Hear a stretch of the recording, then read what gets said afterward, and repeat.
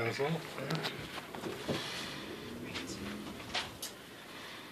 Dammi un bacio, meglio tardi che mia, dietro fatto, Dio non doglie, che sarà sarà, tempo al tempo, dolce fornette, tutto in bene resta bene. These are all a few of the sayings that my grandmother would say to me when I was growing up. My grandmother is from Catania, Sicily. The kick of the boot is what she used to call it, because Sicily is a small island off the coast of Italy. She came over to America when she was just 14 years old.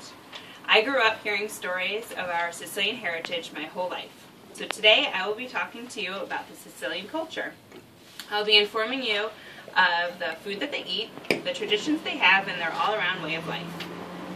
First, I will tell you about the food that they eat. According to Veronica Lavinia, caponata is the most famous Sicilian appetizer and one of my favorites. Pasta normese is one of the most famous pasta dishes in Sicily.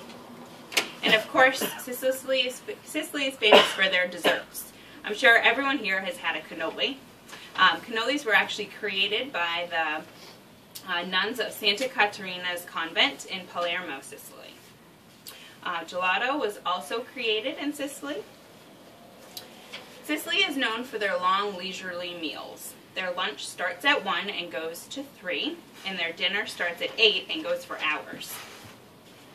Although Sicilian culture is common with the, Sicilian cuisine is common with the Italian cuisine, it also has Greek, Roman, Spanish, and Arab influences. The Greeks brought over olives and grapes, which started winemaking in Sicily. The Romans brought over lentils and grains, which introduced pasta making. The Arabs brought over almonds, cinnamon, and oranges, which started the Sicilian sweets. They mixed these ingredients with the snow from Mount Etna to make gelato. Mount Etna is the largest volcano in Italy and is still active today.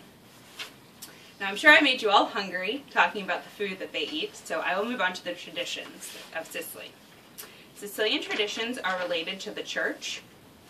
Going to church is very important to the Sicilians. They light candles and say prayers for the dead, dying, and even the sick.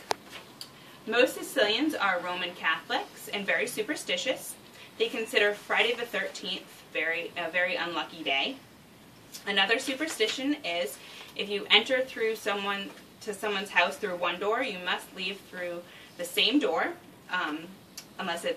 because then they consider it bad luck if you don't. Christmas is also huge in Sicily. One tradition that I'm sure you've heard of is if you are not good, you will get coal in your stocking. Well, according to the SicilianCulture.com, this stems from the tradition of an old woman named La Befana in Sicily. Another Christmas tradition is of the Sicilians and even the Italians is the 7-fish dinner on Christmas Eve. Now, our family has always followed this tradition, and my dad has always made a big seafood dinner for Christmas Eve, and it's one of my favorite parts of Christmas. Other than the religious festivals, Easter, Christmas, and other holidays, carnivals are very important to the Sicilians. Every village has its own patron saint that they celebrate, with floats, booths, and parades that line the streets. They have fireworks and food everywhere.